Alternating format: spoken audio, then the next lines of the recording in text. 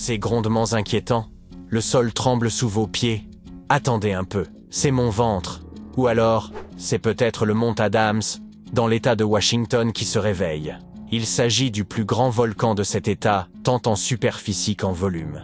Et il a récemment commencé à montrer des signes de vie, après être resté silencieux pendant des milliers d'années. Les scientifiques ont remarqué une augmentation alarmante de l'activité sismique autour de la montagne. La dernière éruption s'étant produite il y a 3800 à 7600 ans, l'humanité en était alors encore à l'âge de pierre. Cette soudaine loquacité a suscité la curiosité des scientifiques. L'Institut géologique américain, ou USGS, s'est empressé d'installer des stations sismiques temporaires autour du mont Adams pour surveiller la situation. En même temps, il rassure le public en lui disant qu'il n'y a pas lieu de paniquer. Le mont Adams n'atteint pas la hauteur du mont Rainier, plus connu. Il n'en reste pas moins qu'il couvre une vaste superficie, ce qui en fait le plus grand volcan actif de l'État de Washington. Il est intéressant de noter qu'avant septembre de cette année, le mont Adams n'avait connu en moyenne qu'un seul petit tremblement de terre tous les 2 ou 3 ans depuis 1982. Or, l'Observatoire volcanologique des Cascades et le Pacific Northwest Seismic Network ont détecté un total stupéfiant de 6 tremblements de terre en l'espace d'un seul mois, en septembre. Ces tremblements de terre étaient tous minuscules, d'une magnitude comprise entre 0,9 et 2 sur l'échelle de Richter. Autrement dit, ils étaient si faibles que personne ne les a ressentis à la surface. De plus, l'imagerie satellite a confirmé qu'il n'y avait pas de déformation du sol dans la région. Pour l'instant, l'USGS maintient le niveau d'alerte du mont Adams sur vert normal. Nous n'avons donc pas à craindre que le sol se déchire et engloutisse des villes et des villages. Mais les dernières secousses sismiques ont encouragé l'agence à installer des équipements supplémentaires pour une surveillance plus précise. Ce réseau élargi permettra aux scientifiques de détecter les plus petits des tremblements de terre, ce qui les aidera à comprendre ce qui se passe sous le mont Adams. Ces instruments pourraient également permettre de déterminer si cette activité récente est annonciatrice d'éruptions futures, ou s'il s'agit simplement d'une anomalie fortuite. Si le mont Adams entre en éruption, il est probable qu'il produise des coulées de lave à évolution lente, plutôt que des éruptions explosives comme celle du mont St. Helens.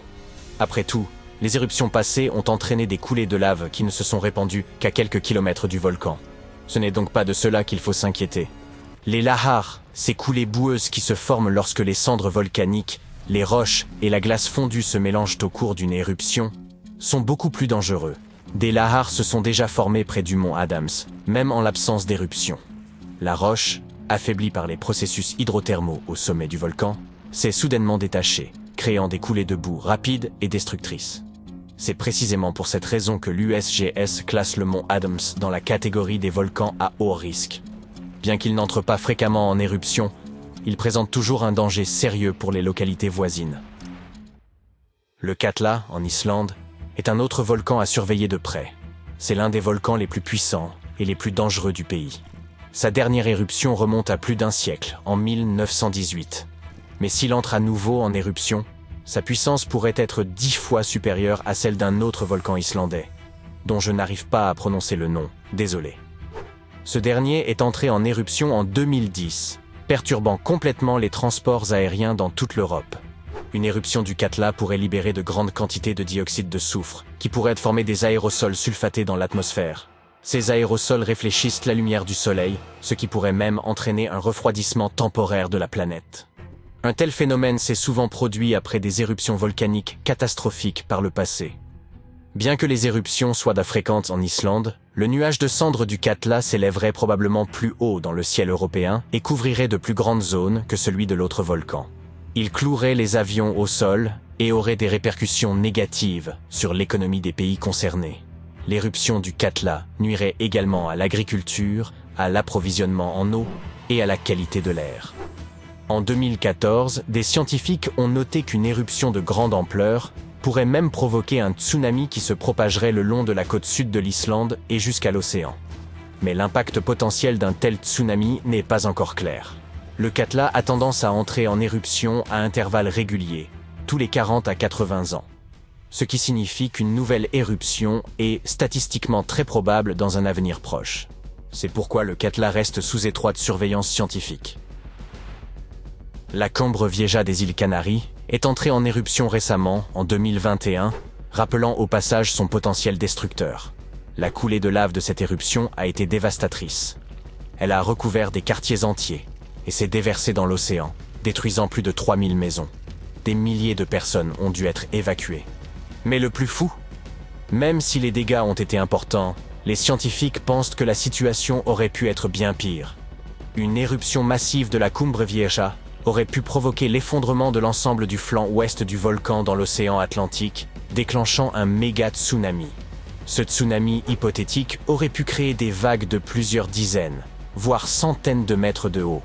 Elles auraient pu inonder les côtes du bassin atlantique, y compris certaines parties des États-Unis et de l'Europe. Heureusement, des études récentes affirment qu'un effondrement de cette ampleur est peu probable. Même si la probabilité d'un méga tsunami est faible, les scientifiques pensent qu'il est sage de se préparer à d'éventuelles éruptions, car les dégâts risquent d'être considérables. Les coulées de lave qui se produisent sur ce volcan ont tendance à être importantes et dangereuses pour la vie humaine et les infrastructures de l'île. Si vous décidez de vous rendre en Équateur, vous devez vous méfier du Cotopaxi, l'un des volcans les plus actifs du pays. Depuis 2022, il a connu quelques éruptions mineures. Si ces éruptions étaient relativement faibles, le Cotopaxi présente un fort potentiel d'éruption majeure, ce qui a mis les scientifiques en état d'alerte. Si le Cotopaxi entrait en éruption à grande échelle, il pourrait produire un nuage de cendres de plus de 19 km de haut, menaçant la vie d'environ 200 000 personnes dans la région avoisinante. Le sommet enneigé du Cotopaxi constitue un grave danger. Il fondrait très rapidement en cas d'éruption importante. Cela pourrait entraîner des inondations et des glissements de terrain destructeurs qui pourraient atteindre des zones peuplées. Cette combinaison d'activités volcaniques et d'inondations glaciaires fait du Cotopaxi un volcan à haut risque. Une éruption puissante pourrait se produire bientôt ou dans plusieurs années, voire quelques décennies, mais des mesures de surveillance ont été mises en place pour détecter tout signe avant-coureur. Le prochain volcan à surveiller est déjà tristement célèbre, le mont Vésuve. Son éruption catastrophique en 79 de notre ère a détruit les villes romaines de Pompéi et d'Herculanum. Sa dernière éruption remonte à 1944. Mais le Vésuve reste très actif et représente un risque important pour Naples, l'une des plus grandes villes d'Italie. Une éruption importante menacerait plus de 3 millions de personnes. Une grande partie de la population vit à proximité du volcan, certains même directement sur ses pentes. Si le Vésuve entrait en éruption, on assisterait à une explosion de cendres, de roches et de gaz. Le tout éjecté à des vitesses extrêmement élevées. Même si on ne s'attend pas à un tel événement destructeur avant quelques centaines d'années, le Vésuve reste l'un des volcans les plus surveillés au monde. Après tout, il pourrait causer des dégâts catastrophiques dans une zone densément peuplée. Le Popocatépetl, qu'on a surnommé El Popo, est l'un des volcans les plus importants d'Amérique du Nord. Il s'agit de l'un des volcans actifs les plus hauts de la région, situé à environ 64 km de Mexico. Cette proximité avec une zone métropolitaine de 22 millions d'habitants rend le Popocatépetl particulièrement dangereux. Une éruption importante pourrait produire un énorme nuage de cendres au-dessus de la capitale mexicaine, entraînant une perturbation généralisée.